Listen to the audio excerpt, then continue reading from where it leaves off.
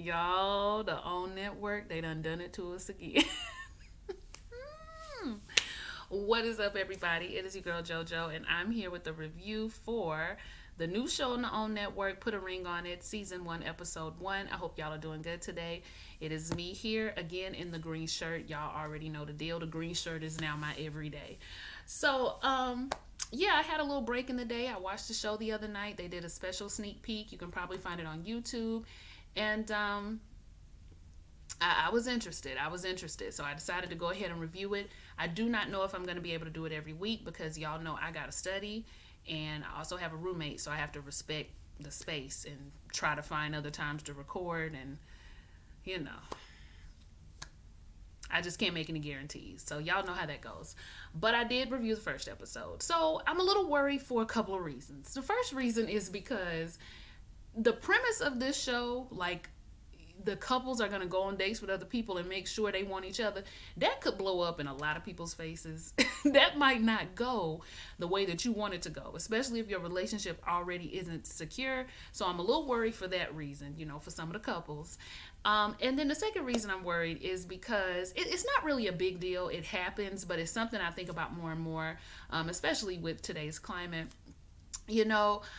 I feel like this is just going to open up the door to more of those conversations about, oh, well, y'all Black Americans don't do this and y'all don't understand that. And in my culture, we do this and then this, that's not. Y'all, this the reason y'all like this and this reason y'all like that. And it's just like, it's such a, I've done some traveling, right? And I've met people from other countries and all of that. And I've had conversations and I'm open. And I try not to base my view of people on one specific stereotype that I see, especially if it's just solely on television, right? But the thing about it is, in American culture, we put our dysfunction right there on the television screen, our problems and our issues right there on television. So, we made the bed, so we got to lie in it, of course. But a lot of times people only see that one snapshot, and it's so many things that surround, us and our dating and our relationship. It's so many layers to it, and you only get to see like this little small thing. And so you make these assumptions, and it annoys me sometimes because yes, we got our stuff, do not get me wrong, but I'm sure if I dug deep enough in your marriage and relationship culture, I would find flaws as well. So it's like everybody got their stuff, but our stuff is just really, it be out there, we put it out there. So that's what I say when we gotta kind of lie in that bed. But I've always been the type of person that I'm more respectful, I guess, because I got my stuff, and I keep that in the back of my mind. I'm sure you got your stuff, and we can talk about our stuff together. But what we're not going to do is just sit around and talk about my stuff like yours is perfect. Like, that's not what we're going to do. So I feel like it's just going to open up the gates to more of that kind of talk and conversation. And it's never really like, it never tries to be a productive conversation either. It's always just kind of a, point. It's always y'all. So that's all I'm worried about. But we're going to move on. Okay, we're going to move on. Oh, this is going to be a long review. Okay, so sit back and relax. Get you some coffee, get you some wine, whatever your vices are. Go ahead and get that because I'm going to be talking. It's been a long time since I've done one. All right, so we got Ashley and Hollywood are the first couple that we meet. Good looking couple. I'll just go ahead and say that. They both are good looking. They both have amazing bodies. Both of them. They've been together for 8 years. They are from New Orleans and they have fun together. That's the main thing in their relationship. They have a whole lot of fun together. The problem right now with Ashley and Hollywood is the fact that they've been engaged. When Ashley was ready, Hollywood wasn't ready. Okay, when Hollywood was ready, Ashley wasn't ready. So it's like they can't get on the same page. She feels a lot of distrust towards him because he was going back and forth so much with the relationship. Up until when she was buying the dress, he was still back and forth. So she just doesn't know if this is something she for sure wants to enter into, but he's ready. Okay. So the next couple that we meet is Oh, and let me add in that Hollywood said he proposed to her because he didn't want to lose her. And that's something that we got to keep in mind too. The next couple that we meet is Mimi and Ulysses. I hope I'm saying that right. Ulysses. They met at a video shoot. Okay, y'all knew that somebody worked at a video shoot. But he says that he feels complete with her. He really does love her. But now it seems like Mimi is kind of unsure as to whether or not she wants to get married. They have been together for, I think for them it was 9 years. They've been together for a long time. And I just didn't type it on my notes, but they've been together for a long time as well. Mimi has a father who is sick, and that has brought them even closer together because he's like a father figure to both of them. Okay, her dad raised her as a single parent, so she's very bonded, she's very connected to him and very worried about his well-being, and we're going to see more of what happens with her dad as the episodes go on, I'm sure. But Ulysses say he is ready, he loves her, he's ready to get married, and Mimi just seems to be very, very unsure. He has cheated before, so that also has given her some insecurities about whether or not he is going to be faithful and whether or not he is in this for the long haul. So that's Mimi and Ulysses' issues over there. Now, I'm sure we all have noticed these relationships are quite long, okay? But let's move on to Mike and Shay. Now, Mike and Shay, they have only been together for about 2 years, but I believe they were friends before they actually officially got into a relationship. They were friends first. Mike and Shay are a couple that I think everybody collectively was worried about. Shay is ready to get married. She says the plan this year is to be engaged. And Mike is like, no, the plan is not to be engaged because he feels like, marriage is just a piece of paper that people enter into by force. Shay, girl, y'all not agreeing on the definition, okay? So that's already a red flag. Shay is more, butterflies and roses, and she thinks marriage can be very beautiful. She doesn't understand why he doesn't want to do it. But, to be fair, I did see a couple of things with these two. So when they're telling their story, Shay says that there was a point in time in their relationship where she figured out she was still in love with her ex. Now, I applaud Shay for being honest and cutting a relationship off when she knew her feelings wasn't in it. That's a good thing. But you also have to remember that men and women, their feelings do not, the feelings, they don't handle their emotions and feelings the same. And a lot of times what we can get past and get over, they cannot. Okay, these are just the facts. Don't nobody get mad. These are just, this kind of how it goes sometimes in relationships. Let me not say the facts. Sometimes it's how it goes. And the things that we can get over and start again, they cannot get over. And I believe that that was a blow to Mike's ego, whether he says it or not. I believe that was a blow to his ego. She broke up with him. Seems like she also started dating other people during that time they were broken up. He went to DC, got with some other woman, was living with her, proposed to her. I don't know what happened with that engagement, but they're not married. They broke it off, and next thing you know, he is back with her in Atlanta and living with her. That also, to me, was a little bit concerning because he was able to see that he needed to propose to this woman, even though he says he kind of proposed just to, help her with her insecurities because she was really insecure and he just wanted her to stop all that. But the insecurities actually got worse when she got the ring. And another thing that I could say a difference between us is, let me just speak for me. I don't attribute one trait of a man to every single man. Like, if somebody breaks my heart, I am prepared eventually to love again. I don't hold that in the back of my mind like I'm never falling in love again. But Mike seems to have the idea of I'm never proposing to anybody again because you see what happened when I did the first time, right? So, yeah, there's definitely some issues here with the two of them. Mike just doesn't seem to want it. Some people even commented he doesn't seem into her. His body language seemed to be very standoffish. And I did notice that he kept calling her a friend. Not somebody I love and I appreciate and I admire and I believe she would make a good wife. She's my friend. And, we get along and we have fun. And it was just kind of like, I don't know if he really sees it for you like that, Shay. I'm not sure. I'm not sure about them. What did y'all think about Mike and Shay and the other couples on their initial meeting? Okay, so then we move on to what the show is going to be about. So the show is going to be based around these couples trying to figure out if they are really ready to walk down the aisle. We have Dr. Nicole, who I think I'm gonna like. She gotta quit looking in the camera though. She would be talking and she would be just like this when she talk.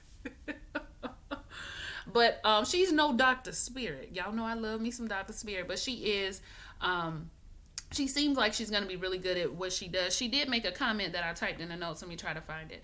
Oh, she said that marriage doesn't have any power. The word marriage doesn't have any power. You have the power. You decide how your marriage is going to work. The two people in the union decide what the deal breakers are going to be, what the boundaries are going to be, what the values are going to be. It is defined by you. And I love that. I like that because everybody, I saw somebody even write this on Instagram. She had been married, she said, for about 20 years, but she said that marriage, the idea of marriage has long outlived its original intended purpose. And that's why you have to define the values of your own marriage and only in order for it to work. And I really like that because the traditional sense of what everybody thinks it's supposed to be may not necessarily be what you and your spouse are going to work it out to be. And I'm not talking about no crazy, every 3 months we get to cheat on. Not, I mean, if that's your, setup, fine. But that's not the kind of stuff I'm talking about. I just mean like how the roles are going to be and how it's going to play out. I think that, we have our ideas, but again, you give that word the power by what you do. So I was feeling Dr. Nicole with that. She won me over with that. So they're going to go on dates with other people, and the girls are going to go first. So they high-fiving and carrying on. I'm just like, sis, quit that high-fiving because eventually the shoe is going to be on the other foot. And one thing I do know about Atlanta women look good. We've watched Ready to Love for the past 2 seasons. We've seen how the women look. We've seen the bodies. Okay, they do not play. The competition is real over there in the ATL. So listen, y'all don't laugh too hard because eventually the shoe's gonna be on the other foot. So the dates are interesting. So we start out with Ashley, who is Hollywood's woman, and Ashley seems to be pretty excited about her date. Hollywood is not feeling it. Matter of fact, he giving her all the rules and regulations before she get ready to leave and what you got on. And, okay, I see you dressed for your little date. The guy shows up to the door and Hollywood's just like, let me tell you something about me, bruh. Let me tell you something about me. I don't play this and I don't do that. And you're not going to do this and you're not going to do that. I'm just saying, I'm not mad. I'm not mad. I said, Hollywood, you sound upset, baby. He's laying down the ground rules like he's her father. And they go on a date, and the date is pretty chill. Nothing crazy happens. But one thing that Ashley recognized in the date that she liked about the guy she was going out with is that he listened to her. And she felt like she could have a conversation with her, whereas with Hollywood, doesn't always feel like that. And I can actually see that in good old Hollywood. Those two, to me, their issue does not seem to be too bad. He does seem like he has a hard time listening. He also seems like he deals kind of in extremes, like it's got to be one way or the other. There is no in between. And Ashley, I think, has grown comfortable with how their relationship is, and I think she believes that marriage is going to change the structure of their relationship. And I think she's scared. I think she's nervous. Okay, it ain't just the men who get cold feet. There's some ladies out there who get cold feet too. I think she's just been comfortable where they are. But I with those two, I think I could see it working. Okay, because at least he's passionate about his woman, if nothing else. So then we move on to I'm sorry, y'all, I'm laughing because the whole time I was like, why Hollywood shirt like this? He's sitting there, he in the confessionals, shirt just tight. He wants you to see the muscles. Then we move on to Shay. Is that her name? Shay's date, and I forget the guy's name that she went out with. Shay's date, I felt like it went well, but why was she talking about her man to her date? Like, why was she? That wasn't really the time. You can talk about, your I don't want to say struggles, but you can talk about some things that you've had difficulties with maybe in past relationships that you want to see different. But she kind of just made it about, he was her relationship counselor, basically. And she just telling all the tea about how he went to D.C. and he proposed to some other woman and then came back to her house and this, that, and the third. And he just kept it real with her. It sounded like he know he want to get married to somebody. He just don't want to get married to you. And Shay was like, oh, you didn't have to say that. I'm like, no, he did have to say that, baby, because he's your relationship counselor at this point. Why wouldn't he give you that information? And I'm just thinking to myself, girl, why are you sitting there telling him all that, number one? And number two, why has it never crossed your mind that Mike did not want the same things as you? She acted like that was new information to her. And that's when I was just like, I don't know if Shay wrapped too tight. She is 27. And that alone, made me think to myself, just cut it, because you in some good childbearing years. Girl, just cut that off. Why waste? Don't waste your youth, ladies out there, young girls, because I've been there. I have wasted time. I've put time in and thought that I just need to stay and stick it out and things will change. You can't change nobody. I can tell you that for certain. You cannot change anybody. Every man I have ever met says that they know when they want to marry you. There's been no man who said, well, at first I wasn't sure and then I decided. None. I even know a dude who was in a cut buddy relationship and knew he wanted to marry her in the midst of the cut buddy relationship. And they have been married for almost 20 years. So, listen, girl, they know. Okay? So do not waste your time. Listen to what they are telling you. Shay, she just strikes me as a person that believes if she's nice enough, if she's good enough, that things will change. And that's really not the way that it works. That's a lot of naivete that we sometimes can have as women. It don't matter how good you are in the home.